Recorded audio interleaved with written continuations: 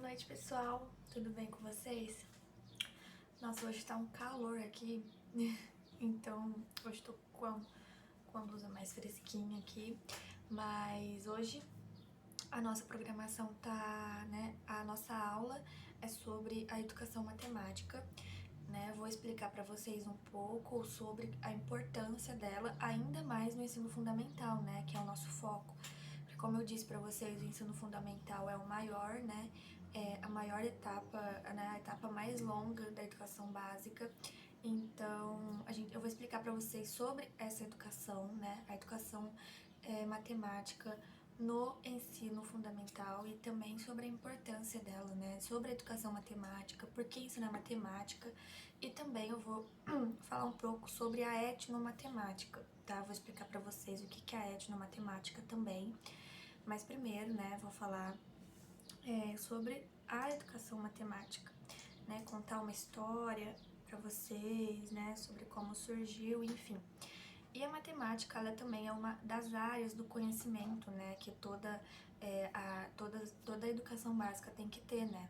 Então, tá na nossa BNCC que a matemática, ela tem que ser ensinada em todas as etapas, né, da educação básica, tanto na educação infantil, ensino fundamental, né, e ensino médio, para que seja feita uma educação integral, né, é o que a nossa BNCC prega também, que eu falei para vocês na nossa segunda aula, né. Então, eu vou explicar para vocês o que é a educação matemática, o que é a etnomatemática também, tá bom? Aqui que tá muito calor.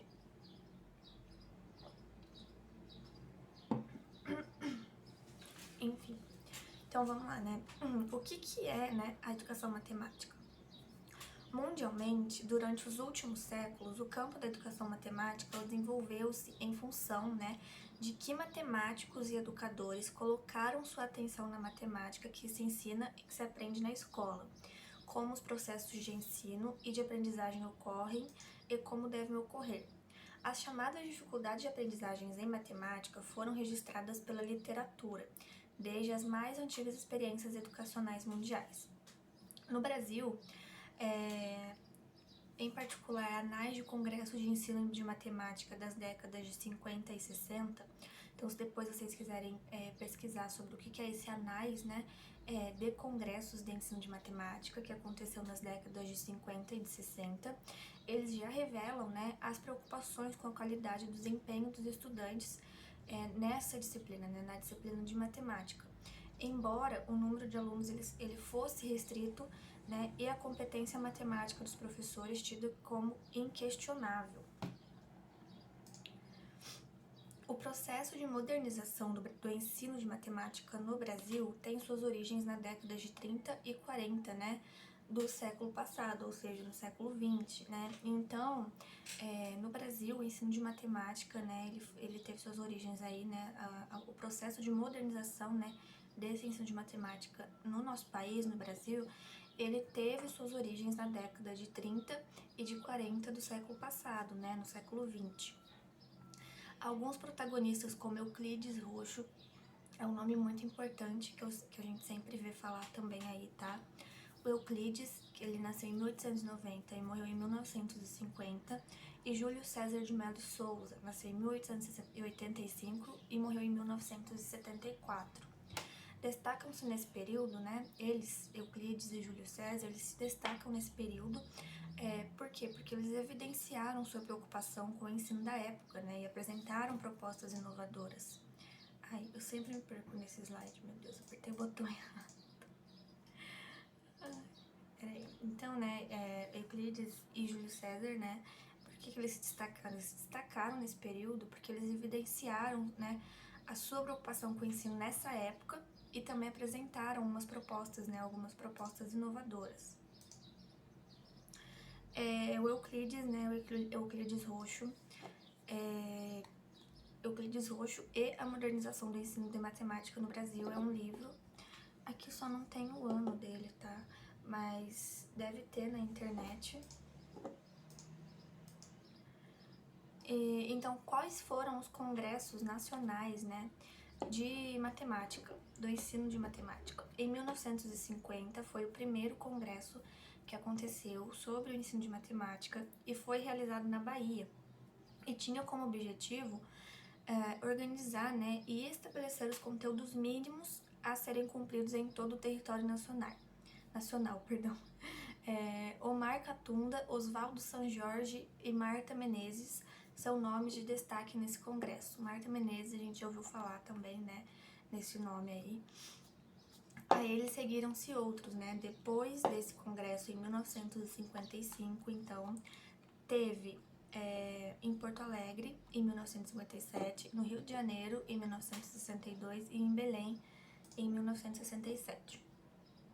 Oswaldo Sanjorge, né, um dos pioneiros da divulgação do movimento no Brasil, relata que nos 2 primeiros congressos o problema da introdução da matemática moderna foi tratado como um simples aceno traduzido em algumas resoluções aprovadas em plenário, e no realizado no Rio de Janeiro foram aprovadas as decisões no sentido de serem experimentadas estas novas áreas da matemática e os resultados serem apresentados no congresso seguinte.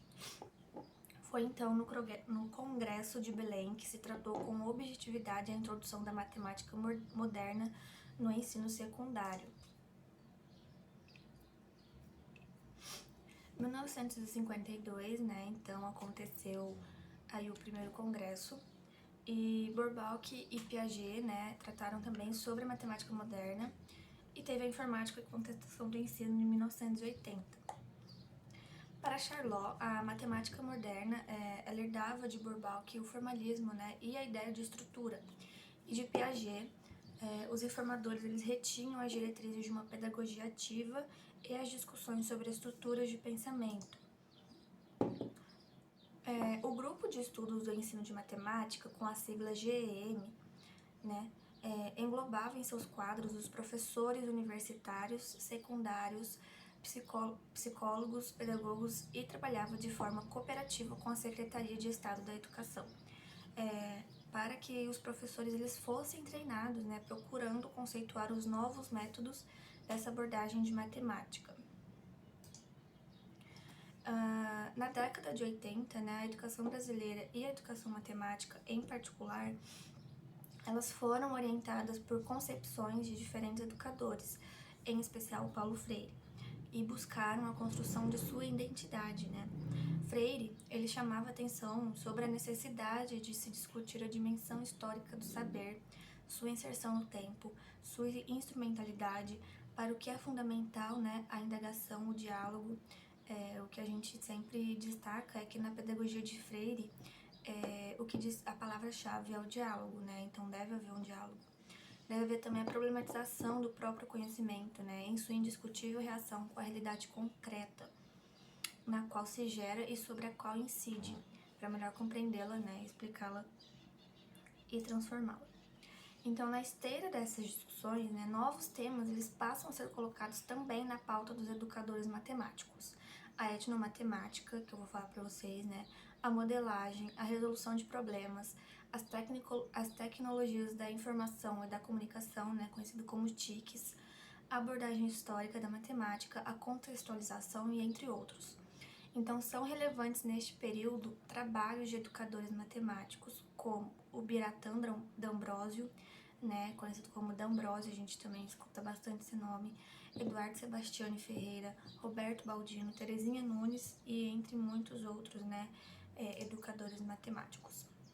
Então, a educação matemática, ela é uma interferência, né, nos sistemas de ensino, especialmente nas discussões curriculares e nos processos de ensino e de aprendizagem. E quais são, né, as finalidades da educação matemática? Por que ensinamos matemáticas? Bom, segundo Rico, né, sua obra de 2004, ele nos fala que o debate sobre os fins da educação matemática ela é uma questão crucial para o currículo de matemática no sistema educativo, em especial para o período de educação obrigatória, né, que é dos 4 aos 17 anos, ou seja, pega desde a educação infantil até o ensino médio, né? Então, esses debates, né, sobre para que ensinar, né, por que ensinamos matemáticas, quais os fins da educação matemática, né, esse debate é uma questão crucial, né, para que o currículo de matemática no sistema educativo, né, em especial para o período de educação obrigatória. Ele considera que as questões que se colocam não são triviais e afetam o nível de reflexão geral nas dimensões culturais, políticas, né, educacionais e sociais. Ao refletir sobre por que ensinar matemática, o Biratan D'Ambrosio, que eu também citei ele para vocês, ele propõe que nós, né, nos situemos no contexto de um marco educativo variável que se tem modificado profundamente. Então, os benefícios da educação, eles devem se estender a todas as camadas da sociedade, né? Então, todas as crianças e jovens, eles têm o direito a alcançar as possibilidades que lhes permitem, né, que lhes permitam suas próprias capacidades individuais. Então, educação e matemática. As principais tendências mundiais que orientam a educação matemática e as discussões no Brasil, né? E quais contribuições trazem as pesquisas na área de educação matemática? As contribuições, né, acontecem dentro do processo de ensino-aprendizagem, também sobre os currículos, formações de professores e aspectos socioculturais, que fazem referência aos alunos, né, que buscam compreender as ideias dos alunos, as dificuldades que eles têm na aprendizagem, a influência do meio social, cultural e afetivo sobre a aprendizagem, né, o papel da motivação e dos interesses dos alunos, das atitudes e das aptidões, das interações também entre os estudantes e também entre os professores e estudantes, e os que fazem referência ao pensamento, né, do professor e a influência de seu marco conceitual sobre suas maneiras de agir, e sobre os que fazem referência às estratégias de ensino, ao uso de tecnologias, à resolução de problemas, né, sobre o recurso à história da matemática, aos jogos, à modelagem, né, aos projetos, e os que fazem referência ao marco em que se desenvolve o ensino, né, o contexto, como é a escola, como é a aula, a oficina, o laboratório, né, as inter-relações, o aluno e aluno, a relação entre aluno e aluno, né, a relação entre professor e aluno, e a relação entre professor e classe. E também os que se referem ao multiculturalismo, né, e questões relacionadas, como a etnomatemática, que eu vou explicar para vocês. E também dentro da educação matemática, né, existem desafios de colocar em prática os avanços de estudos e pesquisas, né. Também um dos desafios são as crenças arraigadas, né. Porque matemática é algo para quem tem dom, né, para quem é geneticamente dotado de certas qualidades. Então esse é um desafio, né, sobre essas crenças que o pessoal fala, né, que matemática ela só é para quem tem dom, ou para quem já tem essa genética, né, que é dotado de certas qualidades. E também outra, né, que é preciso ter um certo capital cultural para atingir o universo matemático. Então essas crenças, né, elas batem de frente com as propostas de que todos os alunos podem fazer matemática em sala de aula, o que significa construí-la, fabricá-la, produzi-la, né. Isso não significa fazer os alunos reinventarem a matemática que já existe, né, mas sim engajá-los, né, no processo de produção matemática, em que sua atividade tinha o mesmo sentido que aquele dos matemáticos, que efetivamente forjaram conceitos matemáticos novos. Para Charlot, né, em 1987, a área de plantio dessa ideia, né, ela está minada por outras convicções. Uma delas é de que a matemática não é possível ser produzida, mas sim descoberta. Então, os seres matemáticos existem em alguma parte, né, no céu das ideias, e assim, né, o papel do matemático não é o de criar, nem o de inventar, mas sim o de descobrir, né, desvelar as verdades matemáticas que já existem. Não é, então, né, o papel do matemático não é o de criar, né, de inventar. Então, o papel do matemático ele é de descobrir, né, de ver quais são as verdades matemáticas que já são, né, que já existem, mas que não são conhecidas. Então, esse papel do matemático é de descobrir. E essas verdades matemáticas, né, elas são enunciadas por meio do trabalho do matemático, né, mas são elas, né, elas são o que são eternas independentemente do seu trabalho. E há também a ideia muito frequente, né, de que os alunos só podem resolver problemas que já conhecem, que já viram resolvidos e que podem tomar como modelo. Então essa é mais uma, né, dificuldade que dificulta também, né, a aceitação de que o ponto de partida da atividade matemática ela não deve ser a definição, né, mas o problema. E esse problema não é certamente um exercício em que se aplica, né, de forma quase mecânica, uma fórmula ou um processo operatório. Então, só há problema, né, no sentido estrito do termo, se o aluno é obrigado a trabalhar o enunciado da questão que lhe é posta, né, a estruturar a situação que lhe é apresentada. Então, né, pensar não é somente encontrar uma resposta, né, para uma questão, mas também, né, é formular a questão pertinente, né, quando se encontra diante de uma situação problemática. Então, a atividade matemática, né, ela é essencialmente a elaboração de hipóteses, de conjecturas, né, que são confrontadas a outras e testadas na resolução de problemas. E quais são o papel dos professores sobre a educação, né, e matemática, né, na educação e matemática? Quais são os nossos papéis como professores, né? Bom, aqui, cortou aqui, mas enfim. Então, né, o papel dos professores, né, tá em ajudar esse aluno, né, a resolver os problemas, né, a descobrir novas verdades matemáticas, a estar ali, né, mediando o conhecimento dele. Então,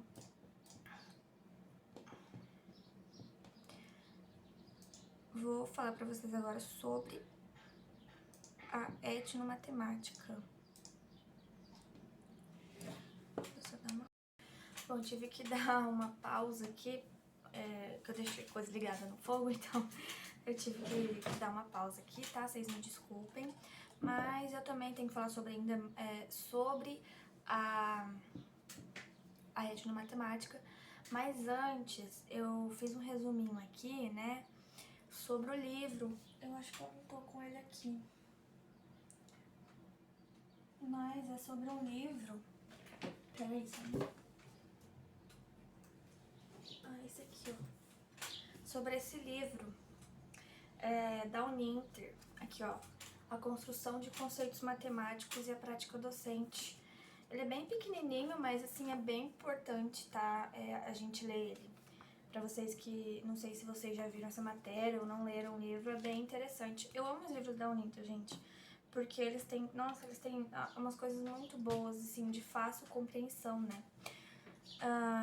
Quer ver? Aqui, ó, uma coisa que eu quero falar pra vocês, né, que é sobre a construção do conhecimento lógico-matemático do ponto de vista de Piaget, né, do ponto de vista piagetiano. Então, aqui, ó, a educação matemática, ela deve privilegiar as ações do sujeito, né, como essas relações podem criar à medida que interage com o seu meio.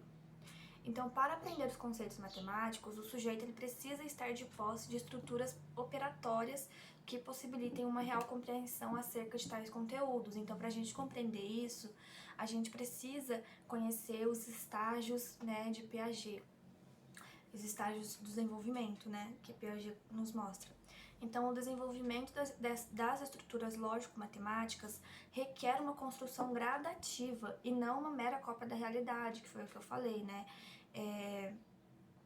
Antes, para vocês, a gente não pode deixar com que os alunos a gente não pode fazer com que os alunos eles somente copiem assim, uma fórmula, né? Não, eles têm que desenvolver, né? Tem que construir gradativamente o seu conhecimento, ajudá-los a resolver, né, os seus problemas, enfim. E o desenvolvimento gradativo das estruturas lógico-matemáticas é explicado pela teoria piagetiana através de um processo de equilibração. Essas estruturas elas não se encontram pré-formadas no indivíduo, pois elas se constroem à medida que interage com o seu meio. Então, o conhecimento ele se dá pela capacidade do indivíduo adaptar-se ao seu ambiente, ou seja, pela capacidade de reagir às perturbações impostas pelo meio. A equilibração ela conduz à construção de estruturas cada vez mais complexas, né, e melhor elaboradas para compreender desde as organizações práticas, que são a sensório-motor, e as hipotético-dedutivas, formal. Então, é papel do professor, né, criar situações nas quais os alunos possam pesquisar, observar e estruturar suas próprias ações. E os conceitos matemáticos, eles tratam de uma construção gradativa das estruturas operatórias que possibilitam tais conceitos. Então, Piaget ele faz uma distinção acerca de 3 tipos de conhecimento, que é o conhecimento físico, que ocorre por meio de abstrações empíricas e apoiam-se nas características físicas dos objetos. O conhecimento social, que são as convenções criadas socialmente. Exemplo, crianças bem novinhas, né? Eles sabem restar de 1 a 10. Né? Então, foram criados um conhecimento social, né?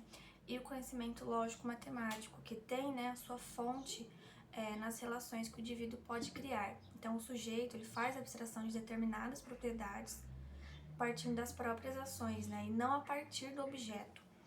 Então, a abstração reflexiva ela é fonte do conhecimento lógico-matemático. Ele consiste na coordenação dos esquemas e ainda é obtida por meio de manipulações de objetos.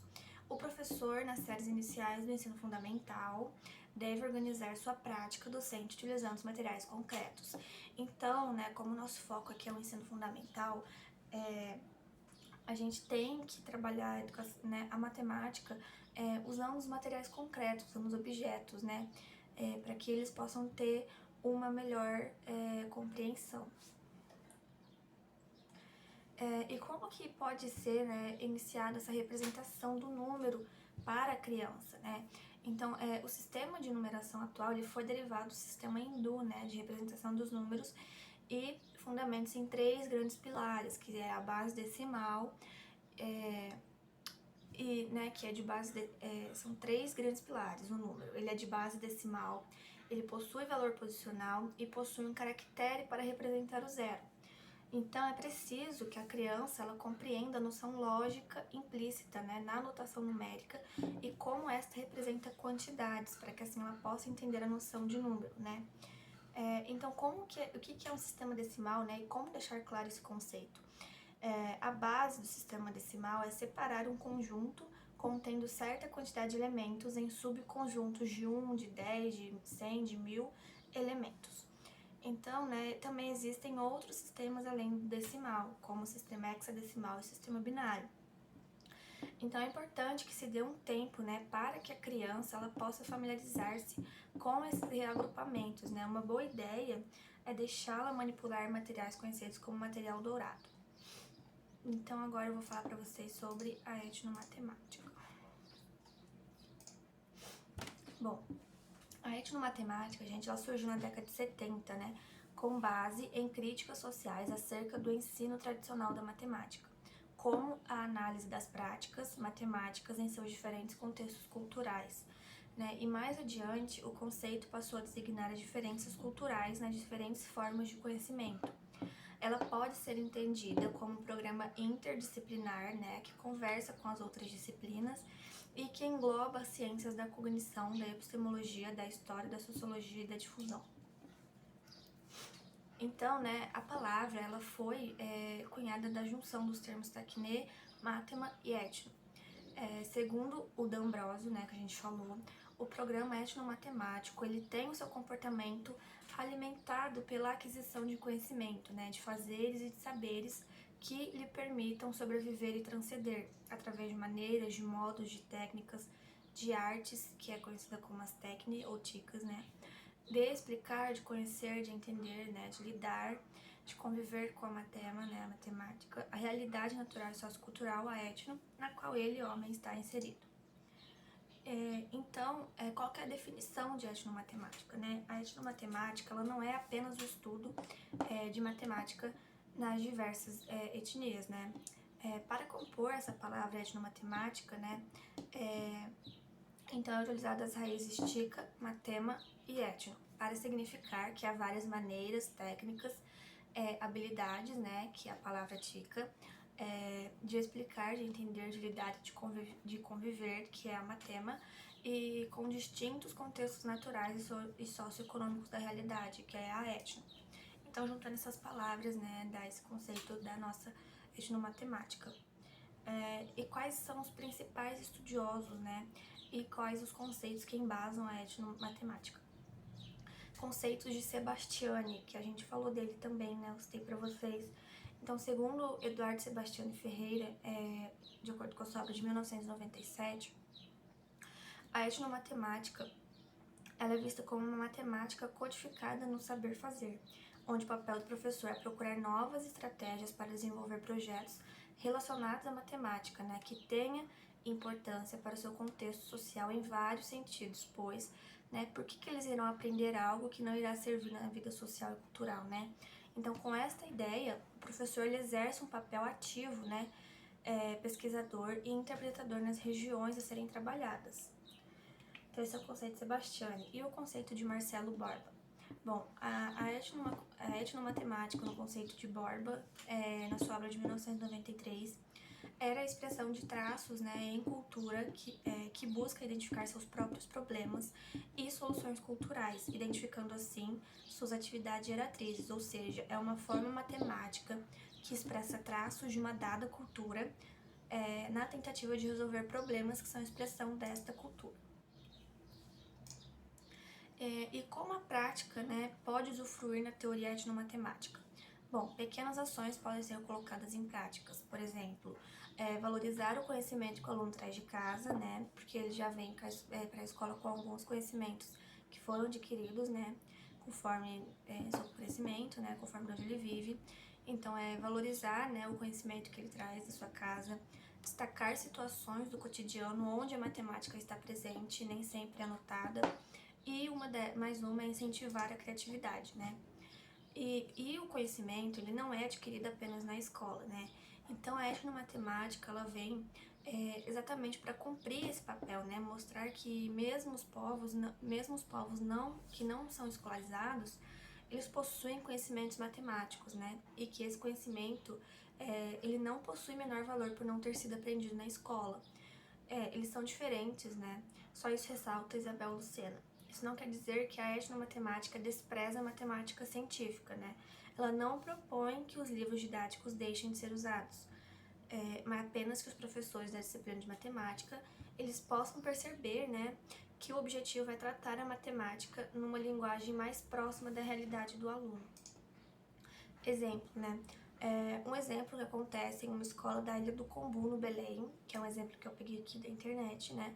Como a matemática de Ribeirinhos, onde a professora utiliza recursos didáticos confeccionados com materiais da própria região, né, da região ribeirinha, e trabalha a relação da cultura tradicional com o conhecimento matemático do currículo escolar. Então, gente, portanto, né, a etnomatemática, ela enaltece a matemática dos distintos grupos culturais e recomenda uma enfatização maior dos conceitos matemáticos informais, né, desenvolvidos pelos educandos através de seus conhecimentos fora da escola, né, fora do ambiente escolar, né. Então, os conhecimentos que eles trazem da vivência, né, do seu cotidiano. Então, os povos com suas diferentes culturas têm múltiplas maneiras de trabalhar com o conceito matemático. Então, a etnomatemática, né, a etnomatemática, ela valoriza, né, essas diferenças e afirma que toda a construção do conhecimento matemático é válida e está intimamente vinculada à tradição, à sociedade e à cultura de cada povo. Bom, então é isso, né? Essa foi a nossa aula sobre a educação matemática. Vocês podem ver que é muito importante, né? Ainda mais a etnomatemática. E depois, gente, vocês não leram, a maioria que tá aqui é da Uninter, né? E faz pedagogia na Uninter, então, na verdade, acho que todos, né, vocês. Então, por favor, se vocês puderem ler esse livro aqui, é muito legal, porque aqui, ó, aqui a parte que fala sobre Piaget, né, o conceito matemático sobre a visão piagetiana, tá no capítulo 2. E aqui no primeiro capítulo fala um pouco da história da matemática, né? Sobre como surgiu os números, enfim. No capítulo 2 já é sobre Piaget. E no 3 é como você deve iniciar, né, a matemática com a criança. A representação do número, né? Como que você vai explicar para a criança o que é um número. Então, esse aqui é o capítulo 3. E no 4, é bem legal esse livro. E é muito pequenininho, tipo, você lê em um dia. Aqui, ó, ensina como somar e subtrair, né, pra criança. Como você deve ensinar pra criança a somar e a subtrair, né. E também o valor posicional dos números, né, a importância. Também sobre a multiplicação e divisão, enfim. Gente, esse livro é muito bom. E também, né, fala sobre os conceitos geométricos, né, no ensino de matemática, que a geometria também é muito importante, né, para os conhecimentos. Enfim, essa foi a nossa aula, né, espero que vocês tenham gostado. Caso tenha alguma dúvida, vocês podem me chamar. Obrigada e tenham uma boa noite.